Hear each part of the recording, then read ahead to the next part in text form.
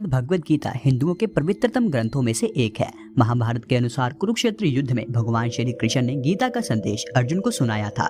यह महाभारत के भीष्म पर्व के अंतर्गत दिया गया एक उपनिषद है।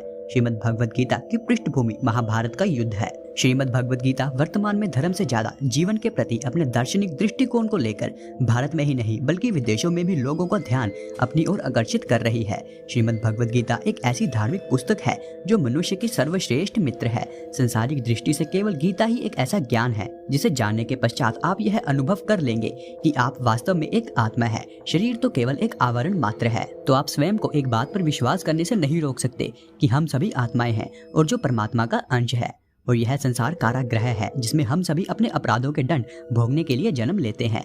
अपने अपराधों का पश्चाताप करने का यह जीवन ही एक अवसर है। कलयुग के प्रभाव से मनुष्य का जीवन न्यूनतम स्तर पर जा रहा है। कलयुग में आधुनिकीकरण के प्रभाव से सनातन धर्म का महत्व, भगवान के अस्तित्व पर विश्वास और संस्कृति कहीं न कहीं लुप्त होती जा रही है। धर्म का ज्ञान मनुष्य से कोसों दूर हो गया है। कलयुग जहाँ पापों का बोलबाला है, वहाँ इंसान किसी भी सीमा तक जा सकता है। भाई अपने भाई की हत्या करने में संकोच नहीं करता। माता पिता के लिए सम्मान तो खोसा गया है। धन अर्जित करने की ओर में मनुष्य ने अपनी वास्तविकता को भूल गया है। ऐसे घोर पाप के युग में भगवद गीता के अतिरिक्त कोई भी उपाय नहीं है। भगवान श्री कृष्ण ने कलयुग में ऐसी स्थिति होगी इसे ध्यान में रखकर लगभग 5000 वर्ष पूर्व मनुष्य के हित में गीता का उपदेश दिया था। जो व्यक्ति कलयुग में भी भगवान के उपदेशों का पालन करता है वह उद्धार की राह पर अग्रसर होता है। कुल 18 अध्यायों में 700 श्लोक के माध्यम से भगवान ने जीवन का ऐसा रहस्य बताया है जिसे जानने के पश्चात मनुष्य को ऐसी संतुष्टि और प्रशंसा होती है जो संसार में कहीं भी नहीं मिल सकती। भगवान को कैसे प्राप्त करें यह भगवद गीता बताती है। जो ज्ञान आप सबसे दूर है वह इस वीडियो में मैं भगवद गीता के सार के रूप में बताने जा रहा हूँ। भगवद गीता के सभी महत्वपूर्ण तथ्य इस वीडियो में बताए जाएंगे, लेकिन उससे पहले हमारी वीडियो देखने वाले 99% लोग हमारे चैनल को सब्सक्राइब ही नहीं करते। अगर आप भी उन 99% लोगों में आते हैं तो चैनल सब्सक्राइब जरूर करें, क्योंकि हम जल्द ही संपूर्ण भगवद गीता को हमारे चैनल पर वीडियो के माध्यम से आजकल की यंग जनरेशन के लिए आसान भाषा में लाने वाले हैं और आप शायद ही उसे मिस करना चाहोगे। भगवद गीता के अंतिम श्लोक में संजय कहते हैं, युगेश्वर श्री कृष्ण है और जहाँ जहाँ गांडीव धनुषधारी अर्जुन है वहीं पर धर्म है। महाभारत में भगवान श्री कृष्ण ने जब अर्जुन को उसके धर्म समझाते हुए अपने ही भाइयों का वध करने के लिए कहा, तब अर्जुन अपने कर्तव्य से दूर हो गया और उसने युद्ध करने से मना कर दिया। अर्जुन ने कहा कि मैं अपने ही भाइयों को कैसे मार सकता हूँ।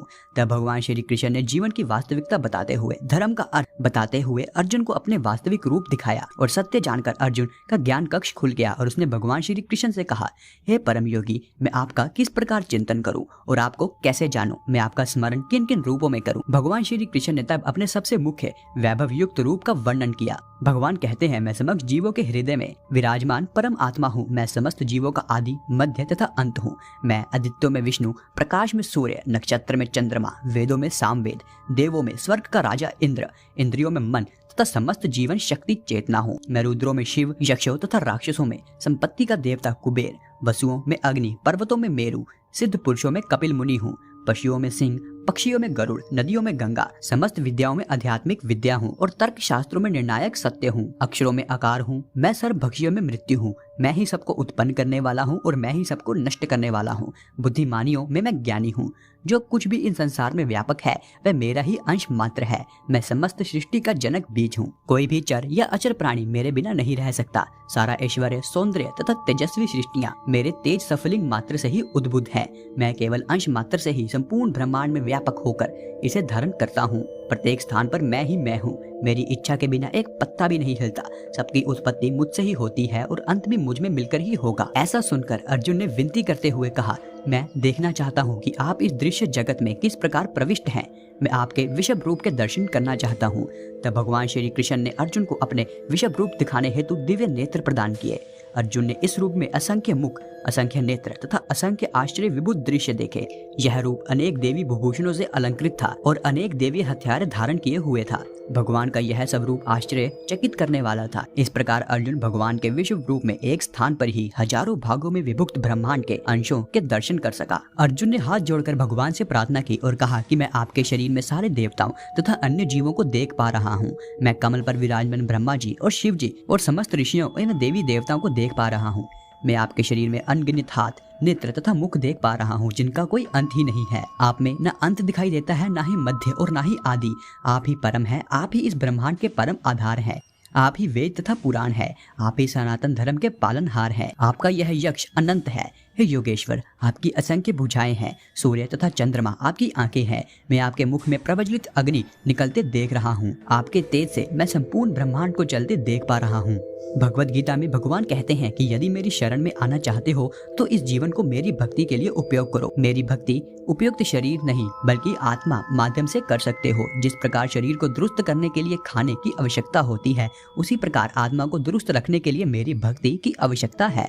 जब तक तुम इस भ्रम में रहोगे तुम एक शरीर हो, तब तक तुम मुझ तक पहुंच नहीं सकते। और जब तुम्हें यह ज्ञान हो जाएगा कि तुम नहीं अपितु एक आत्मा हो, तब तुम मेरे द्वारा दिया गया यह ज्ञान अर्जित करने और भक्ति करने के योग्य होगे। और तब तुम्हें मेरी शरण में आने से कोई नहीं रोक सकता। इस संसार में जो भी तुम छूते हो, चखते हो या देखते हो या फिर अनुभव करते हो, वह सब मेरी ही रचना है, परंतु मैं स्वयं इन सब से दूर हूँ। इस संसार में इंद्रियों के माध्यम से जो भी तुम अनुभव करते हो उसे आत्मा का कोई संबंध नहीं है। भगवान कहते हैं कि आत्मा को कोई नहीं मार सकता। इस संदर्भ में भगवत गीता में एक श्लोक है, नैनम छिदन्ति शत्रयाणि नैनम दहति पावका ना चैनम कलेदयन्ति यपो ना शक्ष्योति मारुतः।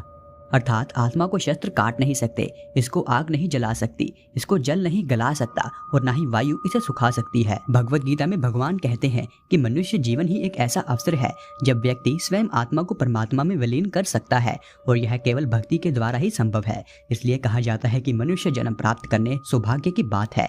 84 लाख योनियों में जन्म लेने के पश्चात मनुष्य जन्म प्राप्त होता है। इस जन्म में भी मनुष्य भिन्न भिन्न प्रकार के होते हैं। जैसे माया यानी धन के चक्रव्यूह में फंसकर व्यक्ति लोभ, दुर्विचार, जुआ आदि पर आकर्षित हो जाता है और अपना परमात्मा के साथ संबंध भूल जाता है।